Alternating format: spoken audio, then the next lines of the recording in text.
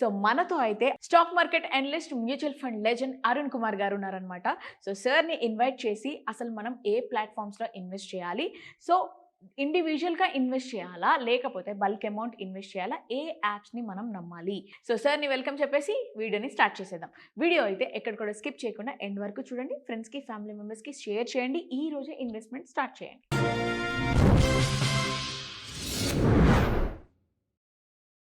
సరే. వచ్చే 5 ఇయర్స్‌లో ఏ సెక్టార్‌కి సంబంధించి భారత్ స్టాక్ మార్కెట్‌ని ఊపేస్తుందంటారు? అమ్మా! నేనేమి మొత్తం పైనుంచి దిగిన వాడిని కాదు, లేదా కాదు.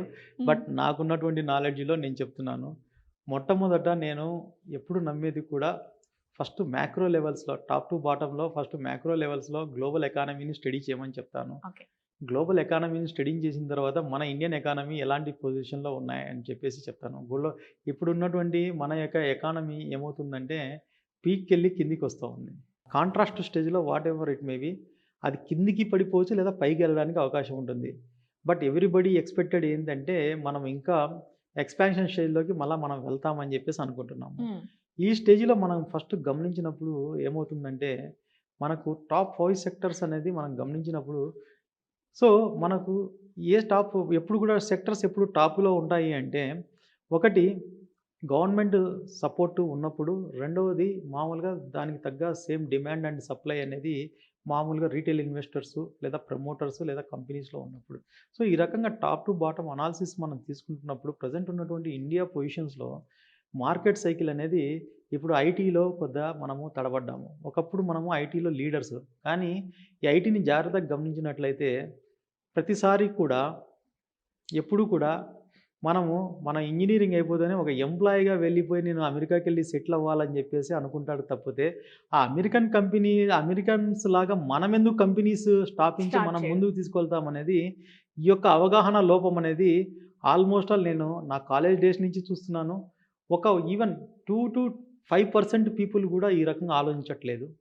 జస్ట్ నేను పోవాలి. నేను చదువుకుంటానే నేను మామూలుగా యూఎస్‌కెళ్ళిపోవాలి. అక్కడ డాలర్స్‌లో సంపాదించాలి. నేను ఇండియాలో ఆస్తులు కూడబెట్టాలి.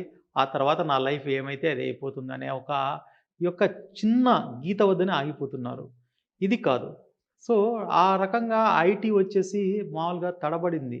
ఈవెన్ టీసీఎస్ గాని, ఇన్ఫోసిస్ కానీ even they are great entrepreneurs and they are going to be the market leaders once upon a time ఈరోజు. సో, అలాంటి ఆలోచనే మామూలుగా మీకు చూస్తుంటే ప్రపంచంలో 7 కంపెనీస్ మాత్రమే ఇప్పుడు మొత్తము ఐటీలో నంబర్ 1గా ఉన్నాయి. బికాజ్ ఆర్టిఫిషియల్ ఇంటెలిజెన్స్‌ని వాళ్ళు ముందుగా యూజ్ చేసుకోవడము, అలాగే సెమీకండక్టర్ టెక్నాలజీ మీద మొత్తం కంట్రోల్ వాళ్ళందరూ పెట్టుకోవడం వల్ల ఇది జరుగుతా ఉంది. సో, ఈ పరిస్థితి నుంచి సర్వీస్ సెక్టర్‌కి రావడానికి ఏమవుతుందంటే 2-3 ఇయర్స్ పడుతుంది. కాబట్టి ఐటీలో ఇప్పుడేందంటే ఒక సిస్టమాటిక్ ఇన్వెస్ట్‌మెంట్ ప్లాన్‌లో కానీ, లేదా ట్రెంచ్ వైస్ ఇన్వెస్ట్‌మెంట్స్ అంటామనమాట. సో, అలా ఎప్పుడైతే మార్కెట్ వచ్చేసి కొంత లెవెల్స్ పడినప్పుడు హైయర్ టైమ్ ఫ్రేమ్స్‌లో సో, వాటిని గమనించుకుంటూ మనం ఇన్వెస్ట్‌మెంట్ చేసుకుంటూ వెళ్ళడం అనేది చాలా మంచి పద్ధతి. సో, ఐటీ సెక్టర్‌ని ఒకదాన్ని మనం గమనించొచ్చు. అలాగే ఎనర్జీ సెక్టర్ మనం ఇప్పుడు మామూలుగా పీఎం సూర్య గారు అని చెప్పేసి ఒక స్కీమ్ వచ్చింది. హుహు.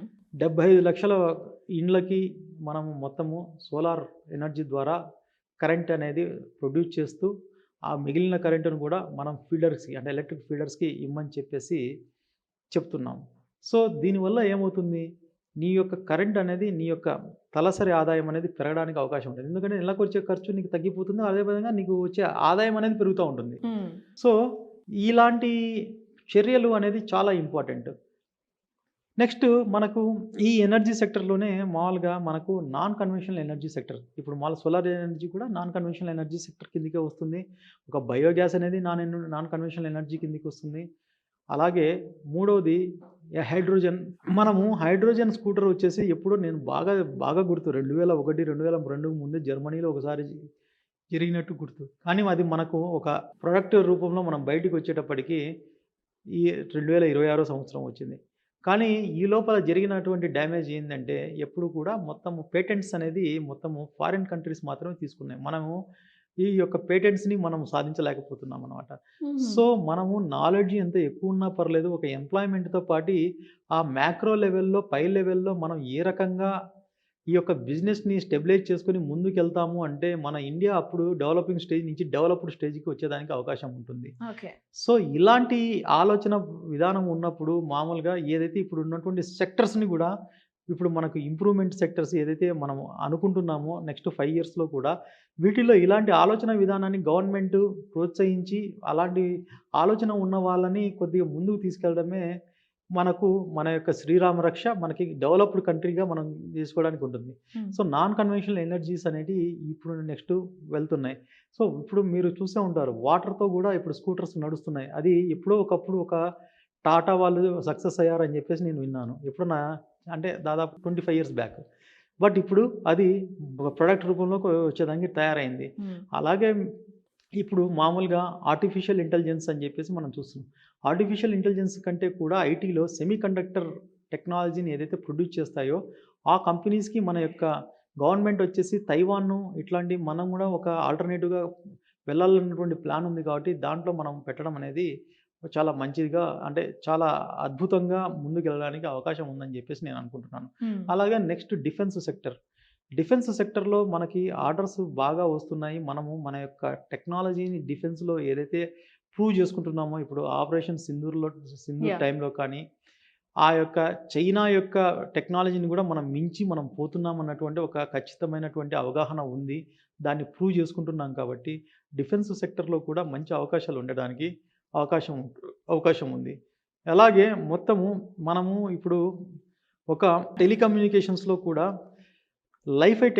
వైఫై కాకుండా లైఫై టెక్నాలజీ అనేది రాబోతుంది. హ్మ్. సో, దీనికి మనం గన రెడీ అయ్యాము అంటే, లైఫై టెక్నాలజీ అంటే మీకు ఇప్పుడు ఒక మొబైల్ ఫోన్ పనిచేయడానికి మామూలుగా ఒక టవర్ అవసరం లేదు. హ్మ్. ఒక ఎలక్ట్రిక్ పోల్ ఉన్నా పర్లేదు, ఒక లైట్ ఉంటే పర్లేదు. అక్కడ లైటే వాళ్ళకి ఒక రౌటర్ లాగా పనిచేస్తుంది. ఓకే. ఇది బేసిక్‌గా అన్నమాట. ఇది 6జీ కంటే కొద్దిగా అడ్వాన్స్డ్ టెక్నాలజీ.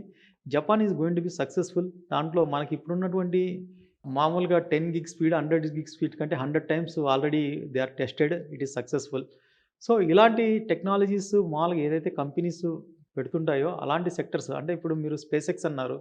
స్పేస్ ఎక్స్‌లో మామూలుగా ఏం జరుగుతుంది మనకు ఇప్పుడు ప్రెజెంట్ ఏందంటే శాటిలైట్ కమ్యూనికేషన్స్ ద్వారా మాత్రమే ఒక ఫీచర్స్‌ని మాత్రమే చేస్తున్నారు. హ్మ్. కానీ అంతకంటే గూడా మంచి ఫీచర్స్ ఉన్నటువంటి ప్రోగ్రామ్స్ రాబోతున్నాయి. ఎలాంటిదంటే స్పేస్‌లోనే డేటా సెంటర్‌ని పెడుతున్నారు. అంటే ఏఐ వచ్చేసేసి మనము ఈ ఏఐని డెవలప్ చేసుకోవాలి. ఏఐని మాక్సిమం యుటిలైజ్ చేసుకోవాలనుకున్నప్పుడు అదర్ రిసోర్సెస్ పవర్ గానీ, వాటర్ రిసోర్సెస్ గానీ లేదా జీపీయూస్ ఈ యొక్క పర్మనెంట్‌గా మనకు భూమి మీద ఉన్నటువంటి జీవజాలానికి చాలా ఇబ్బందికరంగా తయారవ్వడానికి అవకాశం ఉంది కాబట్టి హ్మ్. స్పేస్‌లో మేము డిజైన్ చేస్తున్నాము. 24/అవర్స్ మనకు సూర్యుని దగ్గర నుంచి ప్యానెల్స్ నుంచి తీసుకొని ఎనర్జీ ప్రొడ్యూస్ చేసుకొని అదే ఎనర్జీ తోటి మనము మామూలుగా జీపీయూస్‌ని కూలింగ్ టెక్నాలజీ కూడా మనం డెవలప్ చేయాలన్నటువంటి ఒక ఆలోచన మంచి ఆలోచన.